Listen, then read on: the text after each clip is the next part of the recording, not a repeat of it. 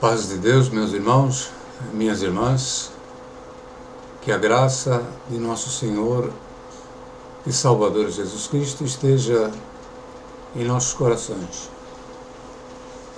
Irmãos, meditando hoje a respeito da pregação do Evangelho,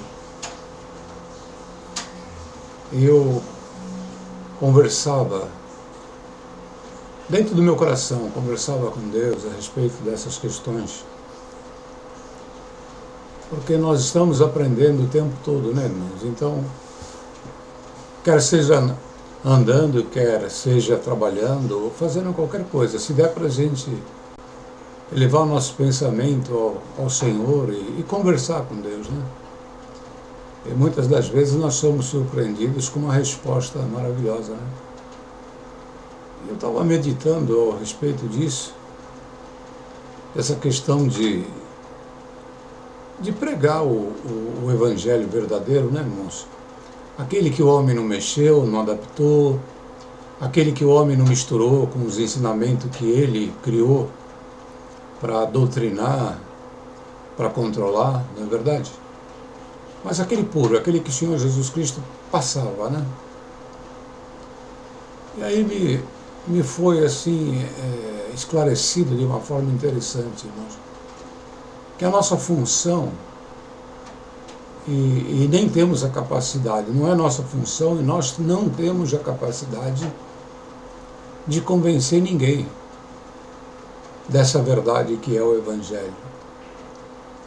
Quando nós conhecemos, e demora tempo para alguns e para outros não, e eu confesso aos meus irmãos e às minhas irmãs que o Evangelho ele foi entrando no meu coração aos poucos, mas ele tinha que entrar dentro do meu coração empurrando toda a doutrinação que eu sofri dentro da igreja, né? Porque as igrejas elas são cheias de doutrinação, cada uma seguindo uma metodologia, né? Às vezes a doutrinação não foi nem muito bem estudada, elaborada por especialista, né? Mas vai pela experiência, as pessoas vêm testando, né? Vai assim, como o experimento da ciência, vai observando e testando, experimentando, testando, e vai seguindo uma linha, né? E acaba criando uma linha de doutrinação, né? Mas tá bom. E eu por longos anos, quer dizer, ao longo da minha vida, eu fui sofrendo essa doutrinação.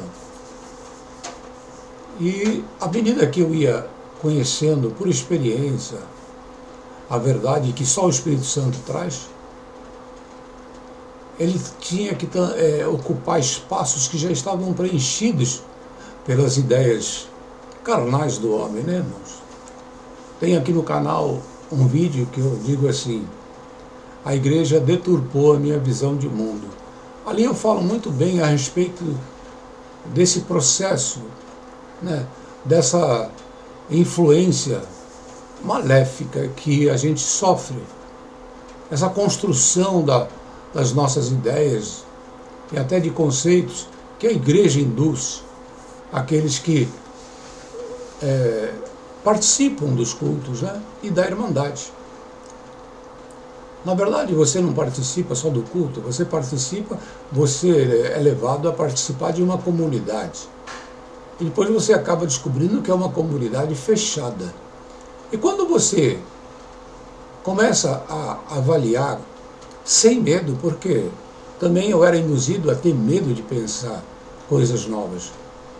Era induzido a qualquer pensamento contrário àquilo que eu tinha sido doutrinado, até falar: Senhor Jesus, cobre com o teu sangue, o inimigo está tentando colocar ideia na minha mente. Então, irmãos, eu fui criado com essa prevenção, é como se tivesse um antivírus, né? Então, quando qualquer ideia nova que viesse, mesmo que fosse verdade, eu já estava treinado, já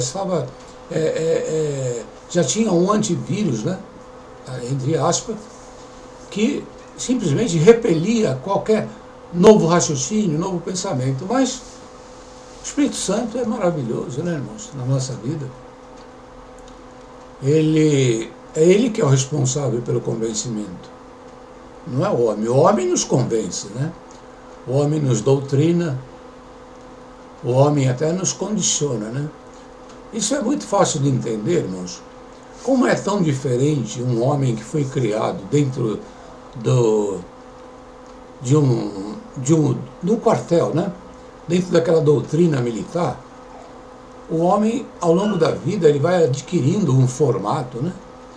Ele vai adquirindo uma postura. Então são homens que estão sempre assim, muito assim, empinados, muito prontos a obedecer o que está acima e a mandar o que está abaixo, mas dentro de uma disciplina, né? Você vê nitidamente a diferença entre um militar e um homem comum, porque eles foram sendo construídos, né, dentro de uma doutrinação diferente, né? E eu já estava assim, mas eu estava protegido, mas protegido do quê? Protegido da verdade que salva, a verdade que liberta. Mas o Espírito Santo já vinha trazendo assim muitas questões que ficavam martelando na minha cabeça, né? Eu ouvia uma ideia aqui, ouvia uma ideia dali, eu lia na Bíblia coisas que não condizia com o que eu estava vendo. E quando eu estava lendo na Bíblia, assim, eu falei, não, Cristo fala uma coisa, mas está sendo praticada outra. Mas a gente estava com aquele antivírus, não. Vamos crer que os homens são iluminados, né, e que eles receberam uma nova mensagem, né? Tudo bem. Mas, irmãos, com o tempo o Espírito Santo me convenceu da verdade. E não faz muito tempo que o Espírito Santo me convenceu de uma verdade que a princípio me assustou muito. Mas depois entrou a paz. Primeiro veio o conhecimento da verdade. Aí entrou uma guerra, uma luta. Então é um processo interessante. Primeiro vem o conhecimento da verdade. Aí vem aquela resistência, aquela luta, aquela revolta. E eu tenho notado isso, irmãos, em muitos irmãos e irmãs que entram aqui no canal. Eu tenho notado que o que eu passei, né, aquela resistência inicial, aquela luta, aquela vontade de rebater, também acontece com muitos irmãos e irmãs. Inclusive, tem muitos irmãos que entram assim, colocando uns comentários assim, agressivos, em tom acusatório, né? E, irmão, você perdoa, mas eu tenho, irmã, também que excluir, porque isso realmente não traz paz, né? Aqueles que já alcançaram a serenidade e a paz da verdade, né, irmãos? Mas quanto a você, você vai ter que passar por essa guerra, você vai ter que passar por esse conflito, você vai ter que passar por essa luta. Por isso que eu estou sempre aqui, irmão, dando essa instrução que o Senhor me mostra. Você procura na Bíblia e você ora a Deus e ouve o que o Espírito Santo tem a dizer. Medita. Conversa com o Senhor. Conversa. Irmãos, a nós que somos mensageiros do Evangelho, nós que assumimos o ID, o verdadeiro, né, irmãos? Não o proselitismo, que é aquele que é convencer as pessoas de doutrina. E está cheio. A terra está cheia, espalhada de igrejas, todas elas com seu profeta ou profetas que criaram uma doutrina nova, né? E estão convencendo muitos membros, ou seja, estão criando prosélitos, que, para quem não sabe, prosélitos são pessoas que foram convencidas através de outros, e esses outros que saem por aí convencendo, né? É o que praticam o proselitismo, né, irmãos? Muitos evangelistas são proselitistas, eles estão indo atrás de prosélitos, eles estão convencendo pessoas a se submeter a essas doutrinas de igreja, né, irmãos? Mas eles fazem isso na sinceridade do coração deles, na simplicidade, acreditando que estão no caminho da verdade. E muitos falam, a minha igreja é a verdade, a minha igreja é a graça, a minha igreja é o caminho. E esquecem, às vezes, de ler a Bíblia e de procurar o entendimento, de entender que a graça é Jesus Cristo, né, irmão? A graça é aquilo que Deus nos concede através do seu Filho amado, nosso Senhor e Salvador Jesus Cristo, que trouxe a nós a verdade do Evangelho, que ela tem que ser lida, estudada, entendida, compreendida. Aí depois que chegou a você o conhecimento, então virá a conversão. Irmãos, tem muita gente que está 30, 40, 50, 60 anos dentro de uma ideologia de igreja, dentro de uma doutrinação de igreja, mas ainda não conheceu a graça. Então, irmãos, muitos perguntam, para onde eu irei, para onde eu vou? Para Cristo. Onde eu vou congregar? Você vai congregar com os irmãos que você sentir, né, que querem também louvar e glorificar Cristo, independente de idolatria a denominações. Isso não é certo. Mas eu não vou mais poder congregar na congregação? Vai. Você é da Assembleia, eu não vou mais poder congregar na Assembleia? Vai. Mas você vai como um homem maduro que não vai se deixar contaminar por doutrinação. Você vai para poder abrir os olhos de alguém que o Senhor vai colocar do teu lado. Você já vai ser um mensageiro do verdadeiro Evangelho, não mais uma vítima do proselitismo de doutrinas de igreja. Então, irmãos, o Senhor mostra o seguinte: a nós não cabe convencer ninguém. Não vamos tentar convencer ninguém e nem podemos pegar sobre nós essa responsabilidade. Hoje, meditando, o Espírito Santo me mostrou: quem convence é o Espírito Santo. Aquele que não for convencido pelo Espírito Santo, então realmente ele jamais vai se converter. Nós entregamos a mensagem, nós plantamos uma semente. É isso que o Senhor nos ensina. O ID é você ser um semeador. Um semeador. O Senhor te dá as sementes do Evangelho. Então você vai distribuir. Você vai encontrar vários terrenos. Bem-aventurado o terreno fértil, que vai receber a semente, mas tem terreno com espinheiros, com terra pequena, que tem pedra embaixo. O Senhor mostra na parábola que os terrenos são diferentes, irmão. Então não adianta a gente brigar. Não são para todos, são apenas para o terreno fértil.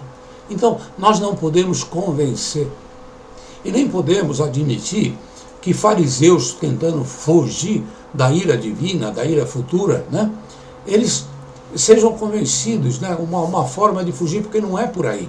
Você tem que ser convencido e depois convertido. E a partir do momento que você for convertido, você se torna um verdadeiro adorador e um homem ou uma mulher de Deus que assume o ID na tua vida, não para convencer ninguém, não para forçar ninguém a nada, mas para levar a mensagem da verdade como uma semente. Planta a semente. E aí, irmãos, quem vai regar é o Espírito Santo. Essa é a responsabilidade. Deus, o nosso Deus, ele é perfeito no que faz. Tudo funciona como uma semente. Jesus Cristo veio e ensinou que tudo é feito através da semente, né, irmãos? Uma semente que hoje é colocada, você não vê efeito nenhum.